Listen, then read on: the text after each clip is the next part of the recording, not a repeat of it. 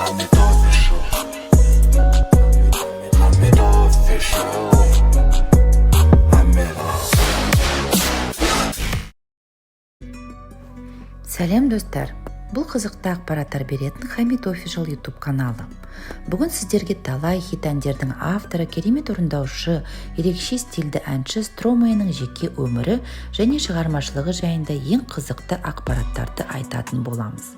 Әзірге каналға тіркеліп, лайк басып кетсеңіз болады. Стромай бельгиялық әнші, рэпер, музыкант. Онға жуық хит әндердің авторы. Әншінің шын аты Поль ван Авер. Ол 1985 жылы 12 наурызда Бельгияның Брюссель қаласында туылған. Оның анасы Фландриядан болса, ал әкесі африкалық. Отбасында Полдан бөлек 6 перзент бар. Оның отбасы өте кедей тұрды. Әкесі Тутси мамандығы бойынша сәулетші, алайда 1994 жылы геноцид кезінде Руандада өлтірілген. Сондықтан болар перзенттері әке махаббатын көріп өсе алмады. Анасы 6 баласын жалғыз өзі өсіруіне тура келді. Анасы Полды Готтиндағы Сент-Пол мектеп-интернатына береді. Осы мектепте Пол музыкамен таныса бастайды. Тек ән айтып қана қоймай, бірнеше аспапты меңгереді. Ол шығармашылыққа қатты көңіл бөлген соншалық мектеп қабырғасында өзінің рэп айтатын тобын құрады. Пол жастайынан Рики Мартиннің әндерін тыңдап өскенмен рэп жанрына көбірек көңіл бөле бастайды. 2000 жылдары өзінің алғашқы рэп әндердің Оп Маэстро лақапатымен шығарып жүреді.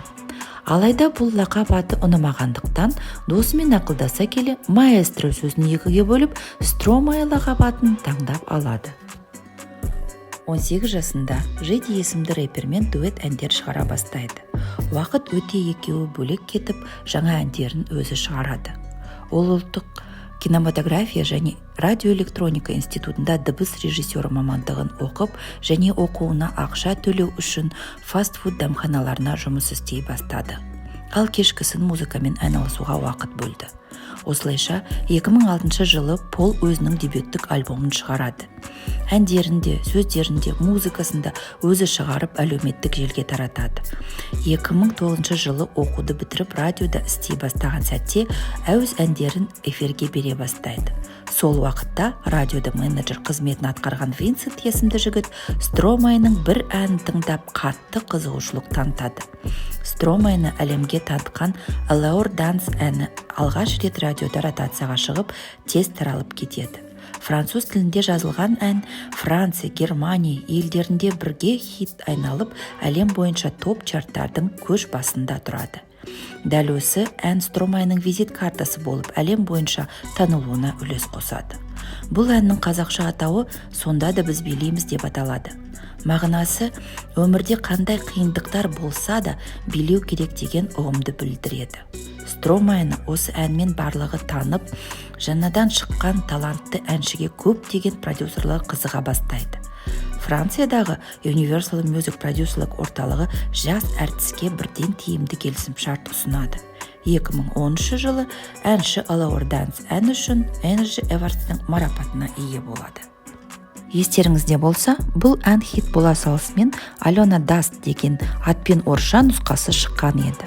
Ал біздің Қазақстанда Айгүл береді деген атпен әзіл нұсқасы шығып, көпшілікті күлкіге қарық қылған болатын. Сол жылы әнші Чизи, яғни қазақша аударғанда сыр деп аталатын жаңа альбомын жарыққа шығарады. Альбом шығара салысымен дүниежүзілік чарттардан орын алады. Электрохаус жанрындағы альбомда Te Quiero, Hallelujah әндері клубтарда ең көп қойылатын музыканың қатарына болады. Стромай Чизи альбомында Allure Dance әнінің ремиксін рэпер Кенни Уэстпен бірге дуэт етіп шығарады. Осы сәттіліктен соң Стромай әлем бойынша концерттік тур ұйымдастырып, жанкүйерлерін үлкен стадионға билетеді.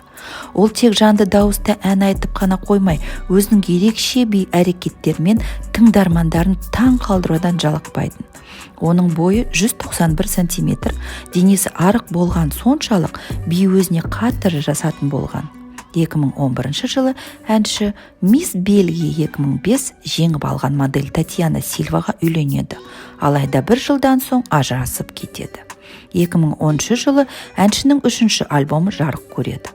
Бұл альбомдағы Papa Ute, Toothless Memes, Taffete, Formidable әндері ел арасында хитке айналып, тыңдармандарын билетпей қоймайды. Альбом 10-ға жуық мемлекеттердің топ чарттарында 120 апта бойы алдыңғы қатарларында тұрса, Papa Ute әні әлемдік хит әндерінің қатарына енеді. Papa Ute әні әкелердің отбасына жауапкершілікпен қарауын, бойындағы міндетін адал атқаруын меңзейтін ән болып табылады. Бұл Стромайның өмірден ерте озған әкесіне арналған ән деуге де болады. Оның әндерінің бөлек бейнебаяндарда бір-біріне ұқсамайтын, көңілді сергітетін сюжеттермен толықтырылған. Стромайның Formidable деген әніне түсірілген бейнебаянға назар салсаңыз, жасырын камерамен түсірілгенін байқайсыз. Әнші көшеде мас адамның образын сомдаса, қарапайым халық оған көмек беретінін жөнінде түсірілген эксперименттік жұмыс. Ал Toothless Memes әніне түсірілген клипте жартылай еркек, жартылай әйел образында ойнап, еркек пен әйелдің тең құқықта өмір сүретін айта кеткен. Әншінің әндері отбасы, махаббат, қоғам туралы болса да позитивті көңіл күй сыйлайды. Оның айтуы бойынша музыка қай тілде болғаны маңызды емес, маңыздысы ол жүрекке жетуі, өз тыңдарманын табуында. Ол өзін жұлдыз сезінбейді, музыкаға хобби ретінде қарайды. Музыкадан бөлек фермерлік жұмыстарға, жеміс-жидек өсіруге қатты қызығады. Сәтті альбомнан соң 2 жыл концерттік турларға шығады. Сон концерттің бірінде кенеттен сахнаға Кенни Уэст шығып, әншіні де жанкүйерлерін де таң қалдырады. Сонымен қатар Black Eyed Peas тобымен әнші Уильяммен де бір сахнада ән шырқайды. Уақыт өте «Голодные игры» фильмде саундтрек жазса, 2014 жылы Taffete әні Бельгиялық футбол турнирінде ресми ән ретінде бекітіледі. Әнші концерттен соң қоғамдағы жағдайларға байланысты жаңа бейнеклип шығарады. Quantcast деп аталған әнге түсірген бейнеклипте адамгершілік, қоғамды қауіпті істер, рак ауруы туралы ерекше ұғымдарды көрсетеді. 2016 жылы әнші шоу-бизнестен демалып алып, Корали Барби есімді стилист қызға үйленеді. 2018 жылы олардың алғашқы перзенттері өмірге келеді. Әйелі екеуі Моцарт атауымен киім брендтерін жарыққа шығара бастайды. 2017 жылы әнші француздық рэпермен бірге Splash әнін шығарады. Әннің бейнеклиптерін Стромайны көріп, оның семіріп кеткенін, түрі әлпеті өзгергенін байқайсыз. Сол жылы Ники Минажбен канадалық рэпер орындаған Run Up трегінде Стромай жазған. Әнші өзінің брендтерін көрсету мақсатында 9 минуттық дефиле деп аталатын ән жазады және подиумға модельдер шыққан сәтте осы әнмен шығарады. Стромай әнші қыз Билли Айлиштің Hostage клипін сюжетінде өз ойластырған. 2019 жылғы Coldplay тобымен бірге жаңа ән шығарады. Сол жылы әншінің соңғы сұхбатында жаңа альбом шығаратынын айта кетеді. Алайда 2 жыл ішінде ешқандай әннің тұсауы кесілмейді. Ал осы жылы қазан айында әншінің Санта деп аталатын әні жарық көреді. Бұл әншінің алдағы уақытта шығаратын альбомның ішіндегі бір трек. Әншіні сағынатын болса керек. Санта әнінің бейнеклипін бір күнде 2 миллионға жуық адам тамашалаған. Стромай шығармашылық жолында бірнеше марапаттарға ие болған. Ол сахнада өзін еркін сезінеді де және жанды дауыста әндерін билеп орындап бере алады. Оның би қимылдары басқаларға ұқсамайтынымен ерекшеленеді. Стромай жақын күндері өзінің жаңа альбомымен тыңдармандарын қуантуды жоспарлап отыр.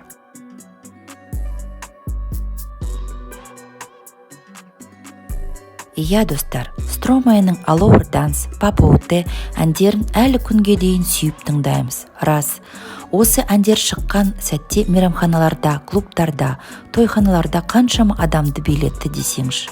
Достар, біз білетін ақпараттар осы. Тағы қандай өнер жұлдыздары туралы ақпарат бергенімізді қалайсыз, комментарийға жаза кетіңіз. Бұл Хамид Official YouTube каналы. Қазақша осындай ақпараттарға қолдау көрсетіп, лайк баса кетсеңіз болады. Жағымды пікірлеріңізді болса, комментарийға жазасыңыз. Келесі кездескенше амандықта болайық.